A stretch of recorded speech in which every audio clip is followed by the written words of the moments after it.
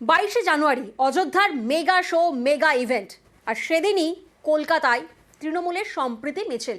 নেতৃত্বে থাকছেন তৃণমূল সুপ্রিমো মমতা বন্দ্যোপাধ্যায়। একদিকে যখন দেশ জুড়ে রাম আবেগে শান দিচ্ছে বিজেপি, ঠিক তখন মমতা কৌশলে উস্কে দিলেন রামকৃষ্ণ আবেগ।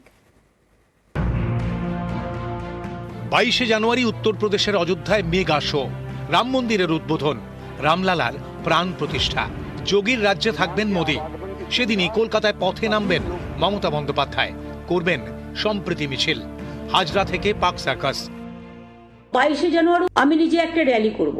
আমি প্রথমে নিজে কালী মন্দিরে যাব। আমি মা কালীকে পুজো দিয়ে হাজরা থেকে সর্বধর্মের মানুষকে নিয়ে মিছিল করে পার্ক সার্কাস ময়দানে গিয়ে আমরা একটা মিটিং করব। মা কালীকে ছুঁয়ে মন্দির, মসজিদ, গুরুদ্বারা, ওখানে অনেক গির্জাও আছে, সবকিছুকে ছুঁয়ে সব ধর্মের মানুষকে নিয়ে আমরা একটা র্যালি করব। আমি কোনো পাল্টা করছি না, আমি কোনো প্রতিবাদ করছি না, এটা আমার দলের প্রোগ্রাম। এখন দেশ জুড়ে বিজেপি নেতাদের মুখে রাম নাম।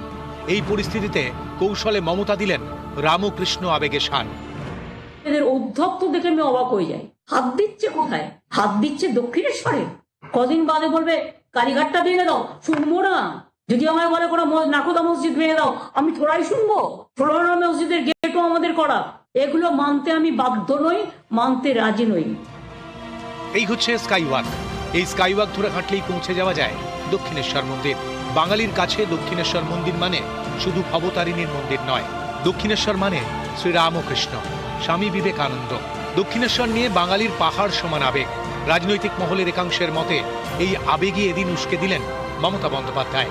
দেশ জুড়ে রাম মন্দির নিয়ে আলোচনার মাঝে এদিন দক্ষিণেশ্বরের কথা বলে কৌশলে রামকৃষ্ণ আবেগে শান দিলেন। নিউজ 18 বাংলা।